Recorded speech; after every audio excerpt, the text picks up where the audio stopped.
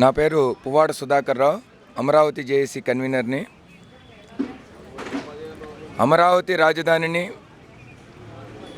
కాపాడుకోవాలని, ఇది అందరి ఈ రాష్ట్ర ప్రజల భవిష్యత్తు.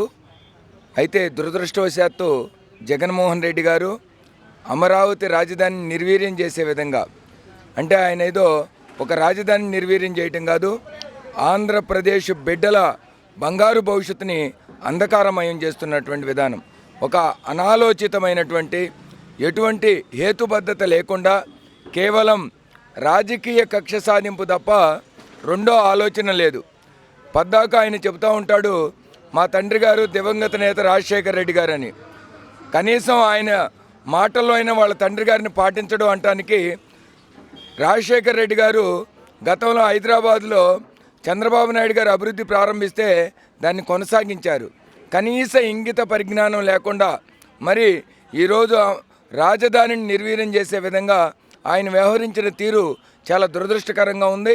అందుకనే అమరావతి రాజధాని ఐక్య కార్యాచరణ సమితి, దళిత జేఏసీ, దళిత బహుజన జేఏసీ, ముస్లిం మైనార్టీ జేఏసీ ఆధ్వర్యంలో ప్రతి ఒక్క గ్రామానికి కూడా వెళ్ళి, గడప గడపకి వెళ్ళి కాపాడుకుందాం అమరావతి రాజధానిని, ఆంధ్రప్రదేశ్ రాష్ట్రాన్ని, కదిలి రండి, కలిసి రండి అంటూ ఈరోజు ఏదైతే చాలామందికి ఈ ప్రభుత్వం కల్పించిన అపోహ ఉంది, రాజధాని అంటే భూములు ఇచ్చిన రైతులకనో లేక 29 గ్రామాల ప్రజలకి అనే విధంగా దీన్ని చిత్రీకరించు అభూత కల్పనలు చేస్తూ ఉంది వైసీపీ ప్రభుత్వం.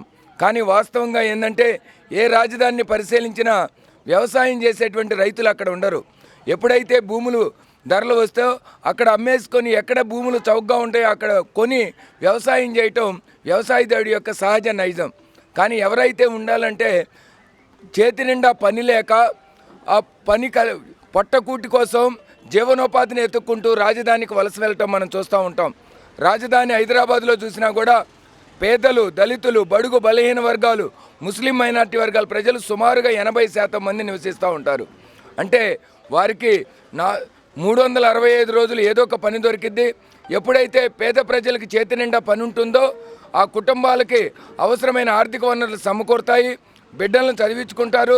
ఆ బిడ్డలకు ఎప్పుడైతే చదువుకోవడం జరుగుతుందో ఉపాధి దొరుకుతుంది. ఉపాధి ఉద్యోగ కల్పన వలన ఆ కుటుంబాలకి పేదరికం అనేది శాశ్వతంగా వారి జీవితాల నుండి పారద్రోలవచ్చు. దానికి రాజధాని ఇతోధికంగా సహాయం చేస్తుంది అనేటువంటి విషయం మనకి చెన్నైని చూసినా, హైదరాబాద్ని చూసినా, బెంగళూరుని చూసినా, భువనేశ్వర్ని చూసినా కూడా మనకి స్పష్టంగా తెలుస్తుంది. అంటే ఈ అమరావతి రాజధాని పేద, బడుగు, బలహీన, దళిత, ముస్లిం మైనార్టీ వర్గాల యొక్క అభ్యున్నతికి, జీవనోపాధి పెంపుదలకు దోహదం చేస్తుందని, కాబట్టి ఈ అవకాశాన్ని మనం జారవిడుచుకోవద్దు.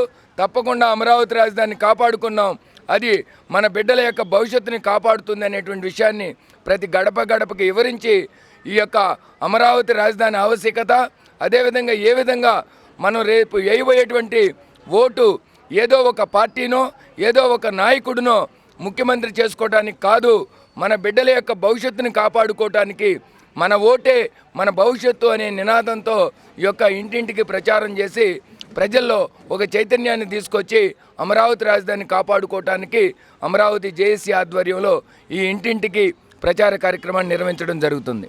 బెమ్మసాని చంద్రశేఖర్ గారు, ఎందుకంటే ఆయన ఒక కష్టపడి చదువుకొని దాదాపు ఆ రోజుల్లో ఒక మెడికల్ సీటు సంపాదించడమే కష్టమైనటువంటి సమయంలో 27వ ర్యాంకును సాధించి ఆయన స్వయం కృషితో 23 ఏళ్లకి ఎంబీబీఎస్ను పూర్తి చేసి ఆ తదుపరి విదేశాలకు వెళ్ళి ఏదైతే కష్టసాధ్యమైనటువంటి యుఎస్ మెడికల్ లైసెన్స్ ఎగ్జామ్కే దానిని మొదటి అటెంప్ట్లోనే విజయం సాధించడమే కాకుండా అనేక మంది, ఆయన వేల మంది అని చెప్పొచ్చు, వేల మంది ఆ ఎగ్జామ్ని సులభంగా పాస్ అయ్యే విధంగా తను రాసుకున్న నోట్స్నే ఆయుధంగా చేసుకొని ఈరోజు ఒక పెద్ద సామ్రాజ్యాన్ని స్థాపించాడు.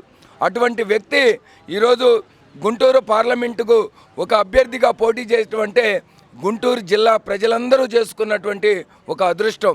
ఎందుకంటే అతను ఒక దార్శనికత కలిగిన వాడు, ఒక విజనరీ.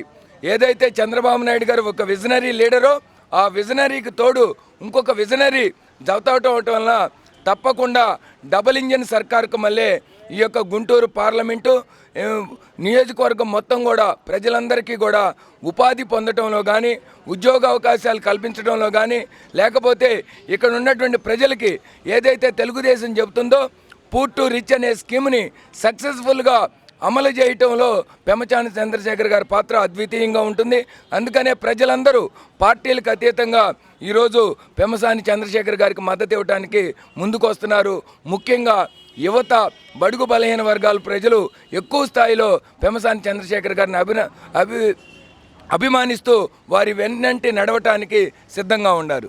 ఇది రైతు యొక్క ఏదైతే అమరావతి జేఏసీ ఉద్యమానికి ఈ యొక్క ఆకుపచ్చ కండువా అనే ఒక స్ఫూర్తిదాయకమైనటువంటిది. ఎందుకంటే రైతు అనే దానికి నిర్వచనం ఆకుపచ్చ అంటే హరితంగా ఉండాలి, అంటే ఎప్పుడు కూడా రైతు ఆకాంక్షించేది రైతు. అదేవిధంగా రైతుకు అనుబంధమైనటువంటి రైతు కూలీలు కానివ్వండి, లేకపోతే ఎవరైనా ప్రజలందరూ కూడా సస్యశ్యామలంగా ఉండాలి. దానికి ఈ యొక్క ఆకుపచ్చ రంగు అనేది దాని యొక్క చిహ్నంగా భావిస్తూ ఉంటారు. అందుకనే ఆ కండువానే మేము మా ఆయుధంగా ధరించి ఈ ఉద్యమాన్ని ముందుకు నడిపించడం జరుగుతుంది.